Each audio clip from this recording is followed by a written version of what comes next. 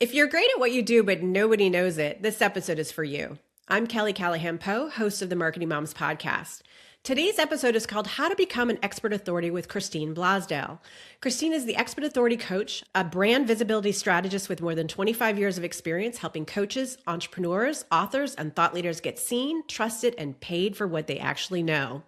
Christine helps her clients clarify their personal brand, sharpen their message, and step confidently into the spotlight. She's also a podcast host, author, and the creator of the Expert Authority Cheat Sheet. Welcome, Christine.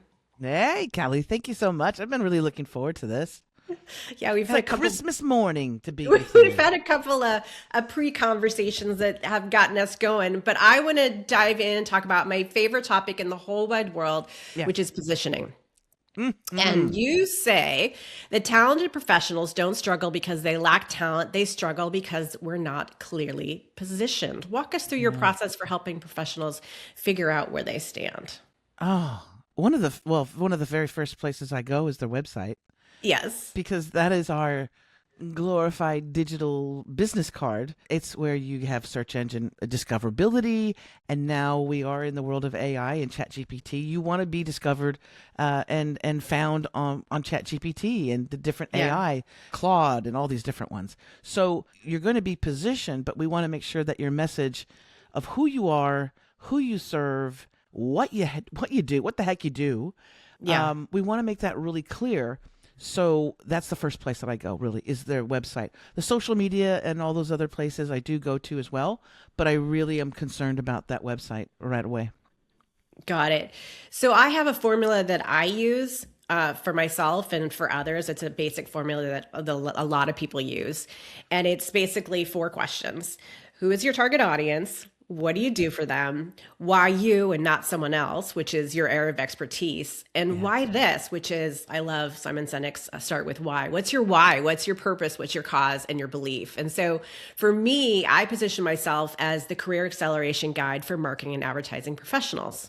And I deliver expert advice in career growth, mindset and motivation, upskilling, industry insights, and work-life balance. I specifically use the word guide, not coach, signaling my expertise without having to say it. And then, I love it. You nailed it. You got an A+. I thought so. Yeah. And then my why is I've been there and I want to share the advice I never got in my early career. So you don't make the same mistakes I did. So for me, I get out of it knowledge sharing, mentorship, and being able to help the next generation of advertising and advertisers and marketers.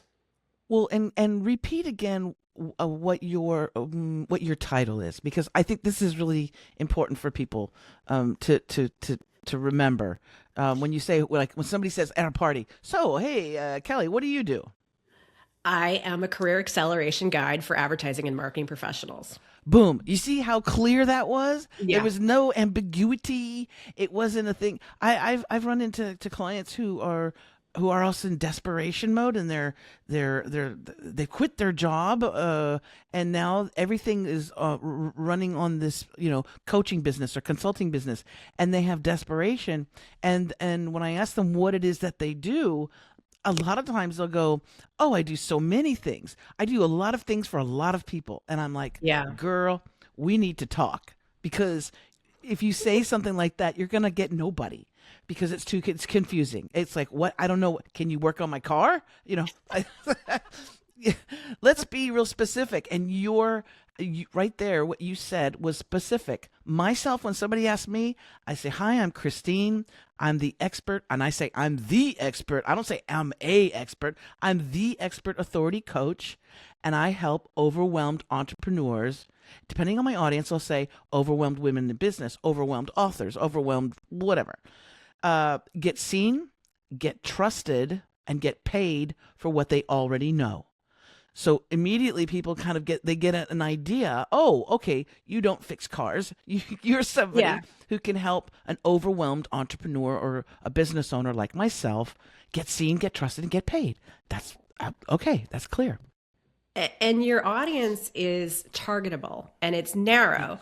So for me, if I say advertising and marketing professionals and you go on my website, you can see on marketingmoms.com, I target for college students, entry-level professionals, mid-career professionals and senior executive, and I have different content for each of those different areas. So that's really narrow focusing, so people really understand where they fit and the type of content that I'm going to deliver them. I also offer that in 4 or 5 different categories so they can say, hey, I'm curious about mindset and motivation, I want to do some upskilling today, I need Yes. some work-life balance, don't we all, that sort of thing. And so Yeah. You did it that's what's right. important to think about for Yeah. positioning. You did it right, because here's the thing: we all have multi-talents, right? And I work with a lot of multi-talented people.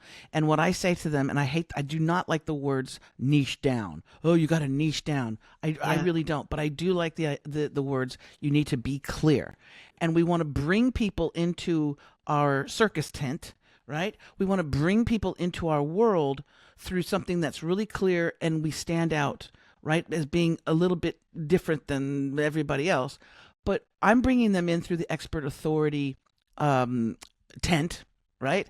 On the Yeah. outside, it says expert authority. Become an expert authority, develop your expert authority, expand your expert authority. Then, when they come into my circus, into my tent, then I can show them all the other things that I'm really great at. Then Yeah. I can say, let's create a podcast to promote your brand. Let's get you a best-selling book. Let's get you booked on podcast shows.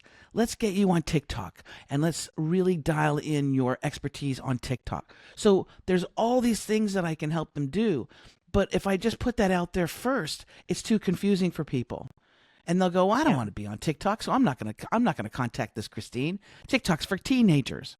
It's not, by the way. But It's not, no. you want to bring people in through that door so that they're interested. And then once they come into your world, then you can say, hey, I can help you with your work-life balance, or I can help you with your messaging, the copywriting that you say. Absolutely. Yeah. But the positioning statement that you say, that's an outward facing line, should really ideally be 5 words or less if you can Yeah. actually make that happen. And then Yes. people will learn, the key part is your why is through your story, your storytelling. How did you get there? So all of those things don't necessarily go into those 5 words, but how you present and how you present yourself and how you present your content and through your guests, people will start to understand the story. Absolutely. And you can have, a few different I call them a mantra. I have a couple different mantras, but when I really want to drive home a point about why they need to work with myself or work with someone who can help them create content, be content themselves, is on the bottom of every page on my website. It says, remember this: if you're not seen and heard, you're not hired. I love that. It's very simple, but it stops people in their tracks. Whenever I say that, they go, oh, I do. I need to be seen and heard, don't I? Yeah. Because if you're not, do you really exist? Absolutely. As part of you have a framework, your expert authority framework. And step one of your authority framework is something you call the 3-second authority hook. And I think I may have failed on this one. So, what is the biggest mistake people make in those first 3 seconds, and what's the fix?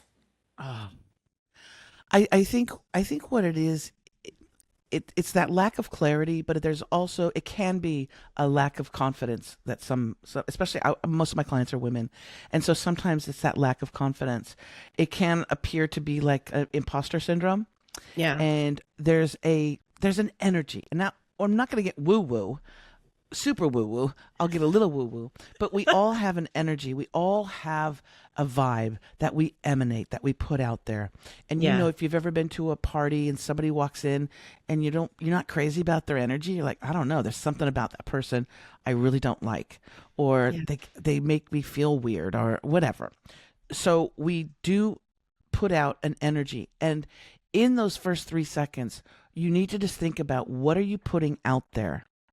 What are the words that you're saying? What's the very first thing out of your mouth? But what's the energy that you bring before you even walk in the door, right? Before you go into if you're going to a networking event, what's the energy that you're bringing in? Are you sitting in your car and you're all worried about, I don't know how I'm going to make rent, or I need to get more clients, and so all that, and that energy has a smell, a taste, and so it's really important to put yourself into that position of, you need to be confident in your skill set. You need to be confident in who you are, but you also need to know that you're bringing an energy to the world, to wherever you are, whoever you're interacting with. And that energy needs to be needs to be awesome. It needs to be something that people are going to want to be a part of and not repel. So the 3 second hook. Yeah. Give me some examples of how you utilize the 3 second hook. Let's see. Well, when it comes to social media content, one of the very first things is to ask a question, Yeah. right?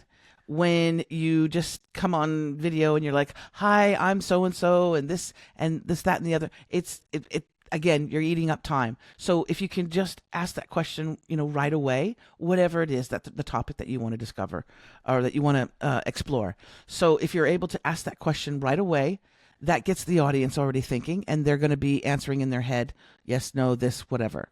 Another tip to do when you are doing video, and I love it. I have a microphone. I have a microphone that I use, and it's more of just a prop or like a hand prop. But when you have something in your hand, it's actually more powerful than just a talking head on video.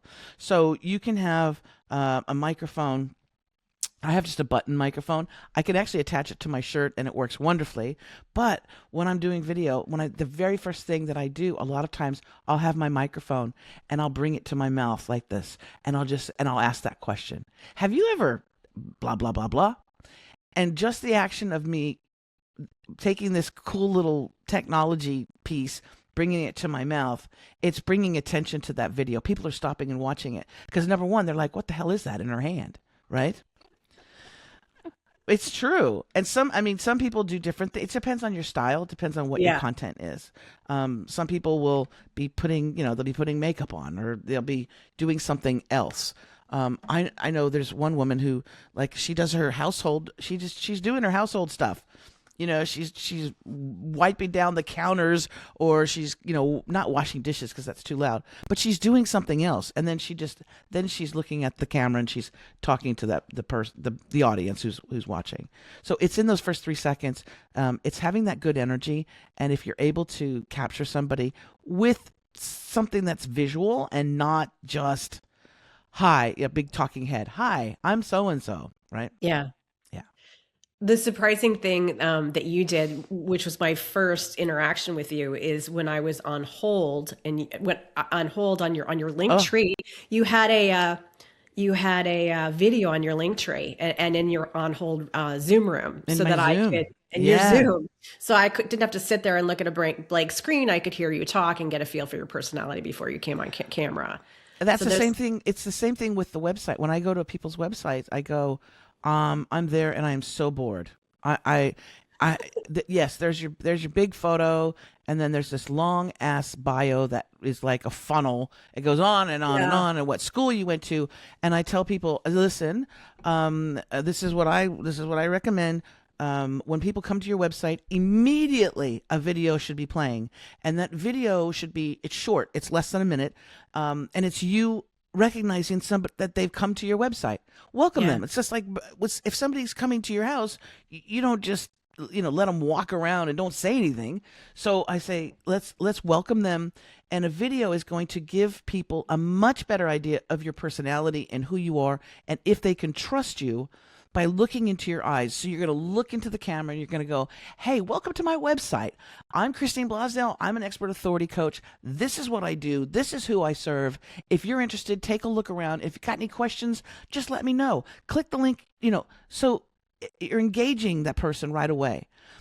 Websites that are just static and dead are dead and static and very just they're not going to grab people's attention. That Zoom room video that you're talking about, so many times, because even since COVID, we go into Zoom room and you're staring at that little blue screen, you're waiting, and you're like, "Oh, I don't even know what this person's going to be like. Am I going to like them? Am I not going to like them?" Especially if Yeah. it's a consultation, right? And so I decided, instead of having that blue screen or a static image, I'll put a video up there. And in the video, I'm saying hi, and I'm telling people to have we're gonna have a great time no matter what we're gonna talk about.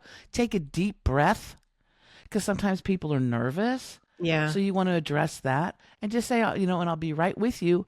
I have some clients when I first did it, they thought I was live and they were like, "Hi, Christine." They're talking to me to the video, and they're like, "How come she's not answering me?" No, it's pre-recorded.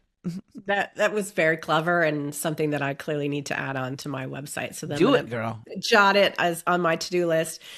So step 2 is all about your visual first impression and what you call the unmistakable visual storefront. What are the non-negotiables here? Non-negotiable is you have to have a professional headshot. Yeah.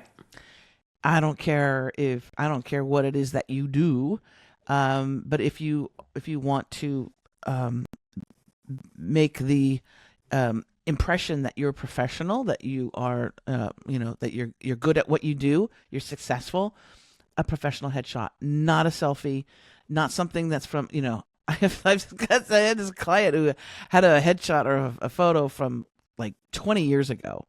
And I'm like, clearly that is not how you look today. And she's like, "Oh, but I'm so gray and I've got this." And I'm like, "Girl, embrace it." That's what, Yeah. especially with this person's profession, I was like, you are representing the 65 plus women, and you need to show up and be proud of about how you look right now. But I said that's the non-negotiable, because that headshot, that perfect photo, is going to open doors for you that you would never ever believe. I have one shot that it's a few years old, but it is the epitome of me. It is me. It's a photo that I have where my eyes, you can't even see my eyes. They're like squinty closed, because the expression on my I face love that is picture. it's pure joy. And you're having It's fun. Yeah. I'm having fun. I have my headphones on. I have a microphone in front of my face.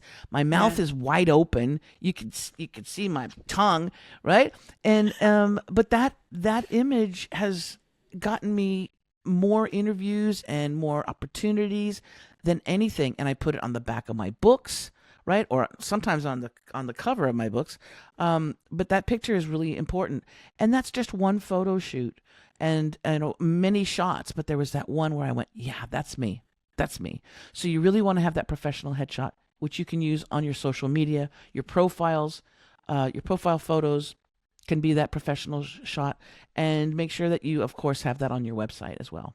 And a media kit is, well, we haven't jumped into the media kit yet, but a media kit is really important for people too, I think.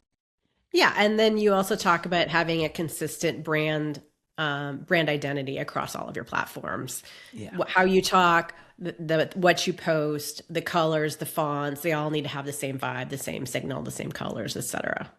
Yes, and know that different platforms have different ways of speaking, right? Yeah. So the crazy woo woo wacky stuff that I do on TikTok, I won't necessarily be doing on LinkedIn. LinkedIn is a different planet, completely different planet. We're talking about professional CEOs, CFOs, and it's a great networking and collaboration platform. Yeah. It's not so much a place where you're just trying to get lots of likes and follows and video views, right? TikTok, that's what that's for, and it's a completely different vibe. With LinkedIn, it's you want to be professional. I have brought over a few videos that I did on TikTok. I have brought them over on LinkedIn, but it was to prove a point. It was to prove a marketing point. Because I like to do commentary on marketing that I feel is good, and marketing that I feel that is really bad. And I love the ones that are really bad because they're so fun to comment on. And so I'll bring some of those videos that I've done on TikTok, analyzing like the McDonald's CEO with the big Oh, arch, yes. that whole thing. I brought that over to LinkedIn because it was appropriate to talk about marketing and how to how to work with the products or the services that you have. Yeah. Love it. Step 3 is what you call the trust accelerator. Basically, it's stop telling people you're the best and let your clients do it for you. And you have a Yeah. silver and a gold standard for social proof. Can you walk us through that? Yes. Okay. So I tell my clients it's really important. It's not about you saying how great you are. That should be evident from the content that you create and the services, the products, the programs that you create. Okay, it's really important when other people say how great you are. And that can be through your Google business reviews. What used to be Google My Business reviews. That can be from client testimonials that you ask your clients to give you. Sometimes they'll give it to you on their own. They'll just say, "Oh my God, that was such an amazing session, or I learned so much. Can I please give you a testimonial?" That's awesome when they do that. Yeah. But here's the thing. When you, especially on your website, if you can put reviews or testimonials on your website, yay, yay, yay. So if you're able to have a quote that you can use and you can use it on social media, that's awesome. That quote also is going to be important on your website. But this is the thing. There's the quote that is just the words from somebody, the comment, right? The rave review, and then their name. Okay, that's great, whatever. But if you're able to have a next step up is having their quote, their review of you, and a photo, that's even better. And the gold, the best is having a video where the your client or the person that you worked with has actually a video saying how amazing you are, because then you see their excitement, and people will not say that that's a fake. If you just had the words, "Christine is the greatest thing since sliced bread. Love Susie Smith." People would go, "You're lying. That's made up." But if it's a video of an actual human who is lighting up and saying, "You've got to call Christine. She's helped me do this, that, and the other. She's amazing. The best money I've ever spent was working with Christine." A video is way more powerful than just words on a screen. All right. Well, I admit I have the words on the screen, so I'm going to have to work on getting video. But at least before I recorded with you, I did get something up on my website so that it wasn't a day. That's awesome. And people who've worked with you and really have gotten a lot out of, they're more than happy to do that. And here's what you say. You go, "You know what? It doesn't have to be anything fancy pants. You can do it on your phone and send me the video. And I would like to, if it's Mary, and Mary, what I'd like to do is, I'll put the video up and I'll put your name, but I'll put a link to your business as well." And they Absolutely. love that. That's reciprocal, right? Yeah. So what about someone who's earlier in their career, college student, entry level, who doesn't have a vault of wins yet? How do they start building credible proof from scratch? I like to say, let's go with the low-hanging fruit, the stuff that you love to do, right? That it's not work. It's fun. It's playtime. Some people are really amazing wordsmiths and they can write newsletters or blogs. I always say, whatever is your easy thing to do, you want to do it. For me, I have 5 bestsellers and I'm working on a 6th book now, but I'm not a writer. And people go, "How could you have written all these books and you're not a writer?" It's because, first of all, if I'm looking at a blank piece of paper or a Word doc, I feel sick. I'm like, "Ugh, that's horrible." I'm a talker. I'm a speaker. So I can take my workshops, webinars, masterminds, lunch and learns, anytime I'm speaking, I can take that content and turn that into readable, enjoyable text for a chapter in a book, right? Got it. And I take all those different things that I've spoken on, and they're all my experiences and my tips and my strategies, and I can take those and put them into chapters in a book. And that's what I did. And this is the last book the most recent book that's been published, The Social Media and Branding Survival Guide, Digital Marketing So Irresistible Even Your Ex Will Want to Follow You. That's to give you an idea that it's fun. It's a fun read. But this is a collection of me speaking, but it doesn't read like a transcript. It's a fun read. I would love to gift that to your audience as well. The book, of course, they can, if they want to get the hardcover, there's a hardcover version and there's a paperback. They can do that by going to Amazon and getting that book. But if they want to get it right away and for free, I will give you the link to share with your wonderful audience, and they can get it for free, and it'll be the PDF version, so they can click on all those suggestible links that I have for people, the resources. Thank you very There's much. a lot of resources in it. Add that to the transcript. Yeah. Well, step 4 is a fun one. Unmistakable brand voice, aka the vibe check. How does someone actually audit whether their voice is consistent and what does it sound like when it's not? And I think this is relatively easy when you think about LinkedIn versus some of the other channels. Yes. I think what happened, what I see more and more right now is a lot of people using ChatGPT for content, for everything, right? Yeah. And while I love my Charlie, I call him Charlie, and I do use Charlie quite often, I do not use ChatGPT to create my content. I use ChatGPT to enhance the work that I've already done. And Yeah. there's a big difference. And you'll know right away if you ask it to, let's say, write your bio. Here's my website, Charlie. Go in there and you know what I do, but write the bio for me. And you'll see there'll be markers in there that's an AI generated bio, right? The words that they use. I remember when I was testing it out. It was like Charlie was calling me the world renowned Christine Blosdale, and I'm like, oh come on now, you're It's aspirational. you're pouring it on a little thick. Well, it wants to please you. It does, yes. Okay, so it's going to say the grandiose, the amazing, the remarkable, Yeah. right? The fantastic Kelly. So you want to check yourself before you wreck yourself when it comes Yeah. to ChatGPT, and allow it to enhance the work that you do. And you can do that in some clever ways, but don't allow it to create for you, because people will know it sounds generic and it doesn't have your vibe, it doesn't have your essence attached to it, right? And you need to let people know right away who you are. My whole personality is, and I tell people right away, if you want to work with me, get ready to have fun. We're going to keep it fun. We're going to keep it simple. We're going to make it easy for you to progress. Okay? If you're not into that and you're a super serious person and you want just the facts and you want a very sort of complicated long thing, then I'm not your person, right? Yeah.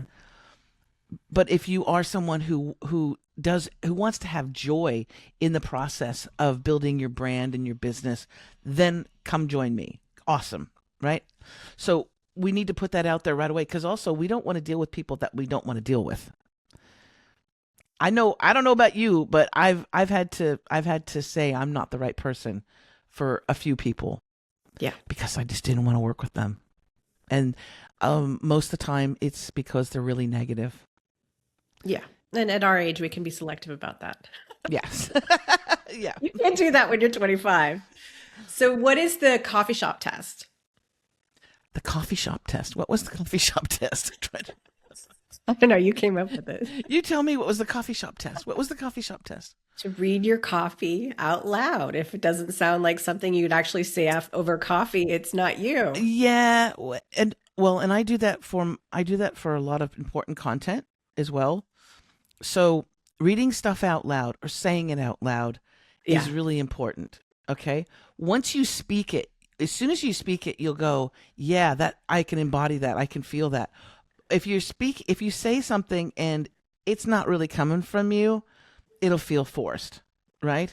So that's also when I'm working with first time authors, people who I'm trying to get them to get a best-selling book together. I'll say, okay, now that you've written the manuscript for it, now that you've put it down on pages, you need to read it out loud. You need to perform it. And they'll go, what do you mean? And I say, no, you need to perform your book. You need to speak it out loud, because as you're speaking it out loud, you're going to realize right away if a sentence or if a phrase or if a paragraph isn't feeling right, because you can hear it, but you Yeah. need to speak it out loud. So that's how I really believe in, when we're talking about what we do, how we do it, it's really important to speak it out loud and to see if it feels right, if it sits right. If it sits right with you and you can say it like in your sleep, right? I know with my introduction, Expert Authority Coach, I help overwhelmed entrepreneurs get seen, get trusted, get paid. I know I can do that in my sleep. Same thing with you. You can probably, if somebody says, so what is it that you do? You can say that in your sleep. You're not looking at a piece of paper, Yeah. right? Going, what is it that I do? Okay. If you want people to be comfortable working with you and paying you for your services, you need to be really comfortable with that. So, yes, read it out loud. Everything that you can. Absolutely. Step 5 is what you call the straight line to success or the zero friction call to action. And your premise is that confused people don't buy. Can you give us real examples of how to eliminate that friction on your website and elsewhere? Yeah, and it'll be a constant, for some people, not a battle, but it'll be a constant thing that you need to check in on. Yeah. And that is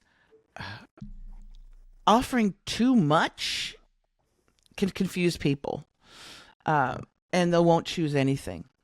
I'll give an example too. I worked at a radio station that we needed to do fund drives, and that's on air. You're basically saying, "Hey, donate $50 and we'll give you a pair of socks for the station or whatever thank you gift you can come up with." And what I knew after 20 something years is you need to keep it very simple. You need to first set up the importance of that particular item, let's say, right? If it's a gift, the importance of it, how it helps people, how it changes people's lives.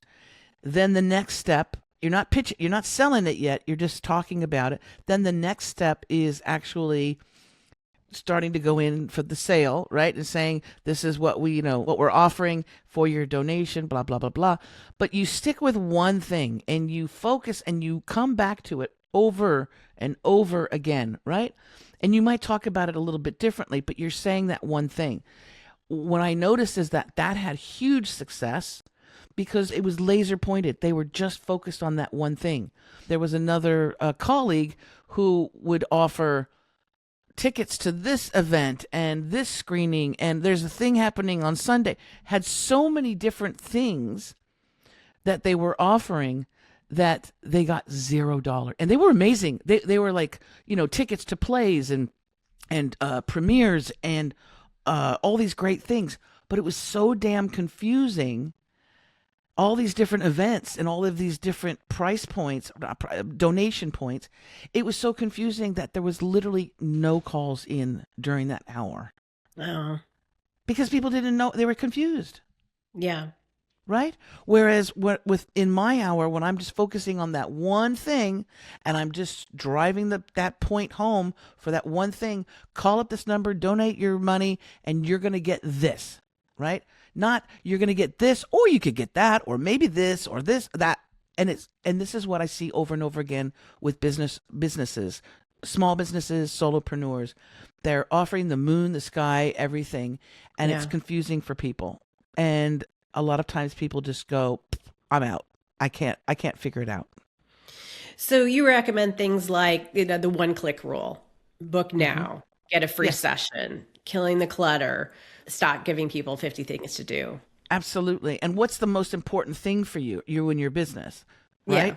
So for me, and it might be for you too, Kelly. I'm not certain, but for me, the most important thing is for people to book that discovery call with me. Yeah. All of the lead magnets that I have, if they take a quiz or if they get the book or whatever that I'm offering, especially for free, like a lead magnet, it's not going to be as important as that discovery call because that discovery call is person to person, one on one. They're going to tell me what they're stuck with or what's happening with their business, and I'm going to tell them how I can help them. If I don't have that discovery call, I don't know how to help you, right? So constantly through my website, I am telling people, book the discovery call, book your call, free strategy set, book that now, book that. And I do that throughout a lot of my content, even my podcast shows, right? Because that's the most important thing for me. More than getting somebody in my email database, right? Well, that is clear on your website. So I was successful in booking that. Good. There you go. So I want to get a little personal, if that's okay. Sure.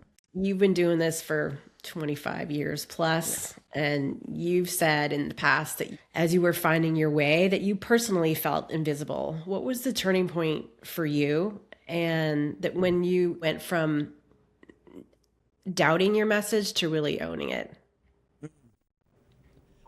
I think that was really truly in my career in broadcasting where I was happy to be behind the scenes. right? As a producer or a writer, you're behind the scenes. You're making things happen. You're doing all the behind the scenes work. Anybody who's ever produced media or television or film or anything like that, man, there's a lot of work involved. They're never seen. It's the director sometimes, definitely the star, the celebrities, the stars. They're promoted and everything, but you hardly ever know anything about the producers, and they're in charge of everything, right, from behind the scenes. So I was very happy and content to be behind the scenes. I did not want to be out in front. I was the Wizard of Oz behind the screen, behind the curtain. And I felt very happy there, very safe. And then that moment when the star of the show, it's so Hollywood, such a Hollywood story, the host of the 5 o'clock drive time show, right? The busiest hour, couldn't make it. I can't remember if they were sick or they broke a leg or something, and they couldn't make it. And it was literally like 10 minutes before the show was supposed to start. And management said, Christine, you're the producer and you need to go on air because this person's not here. And I was like, "Are you what? No, no, no, no, no. No, there's somebody else that can do it. Someone else who has experience, who's done this before. I've never done this before. I've done the behind the scenes stuff, but I've never been on the microphone. I don't know what to say. I don't know." And then imposter syndrome kicked in big time. I was like, what are people going to think about? They're going to make fun of me. They're going to think I'm stupid, right? All those things that we tell ourselves whenever we're asked to do something that we're not comfortable with or is brand new, Yeah. right? And so I was throwing out all those things, and they were like, well, I'm sorry. You're going to have to just get over that because it's going to be 5 o'clock and thousands of people are going to be tuning in and hear the host that's normally there. So I was even more pressure. I was like, great, I'm not that person. I'm just Christine. And so even though I was sweating and I felt horrible, I actually went into the studio. I put the headphones on. I pulled the mic close, and it was a dark studio. And when the on-air light went on, it was like magic. All my fears just left. And it was like I felt like even the chair that I was sitting in, it felt like everything just wrapped around me and just said, you are home, honey. You are home. And I knew the words that came out of my mouth were the exact perfect words to come out. We didn't have, at that time too, I didn't have guests lined up for the show because the host was kind of wacky. And so I said, we're going to open up the phone lines. That's one of the most scariest, dangerous things to do in radio. Yes, it is. Live radio, right? Yeah. Because you're inviting every kooky kook listening at drive time in their cars. You're inviting them to come on and yell at you or, say something mean.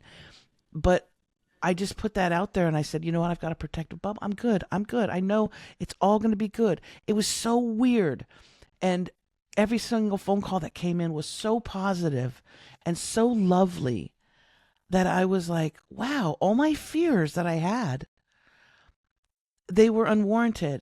But that's the imposter syndrome. That's the tiny ego that comes out just trying to protect you, right?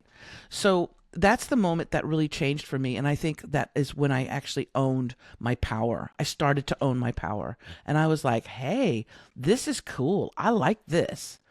I like this more than being even behind the scenes. I really dig this. So I think that was the moment where the light literally went off for me. And I went, yeah, okay. And that was the beginning of a very long and wonderful career. And then it transferred into podcasting, after the radio, after podcasting killed the radio star. And now they're going back to video, right? Yes. Last question. What's the one thing you want our listeners to walk away with today? The thing that will actually move the needle on becoming an expert authority? I want you to walk away with the understanding, yes, that being clear in your messaging is important, but right now, goodness gracious, more than ever, we as human beings are craving authenticity. Yeah. We are craving truthfulness. We see lies everywhere. Anytime anyone opens their mouth, on social media or on the news, we know they're lying. We can see it. Our baloney detectors are full on. And we want someone who's truthful and who's authentic. So, as much as you can, try and have that authenticity and that truthfulness in your messaging, in your content that you have, and it will go very far. I promise you. The age of perfectionism, it's no such thing, or Kardashian, the whole thing of being perfect and, in the jet and all this stuff. No, no, no, no. No. We are craving the real true heroes of our society, and that are people who are honest and who are kind and who are authentic. That is going to be the key moving forward. And also, don't be afraid to be collaborative. Work with other people that are experts as well. Don't do the scarcity mindset. There's Yeah, enough for everybody, right? agreed. Except for gasoline and oil, I guess right now. But yes, there's there's enough for everybody. Absolutely. Thank you so much for sharing your insights today, Christine. I My will pleasure. have links to your website, to your social media channels, to your books, and all of your resources in the transcript. And don't forget to subscribe and share. Thanks for joining.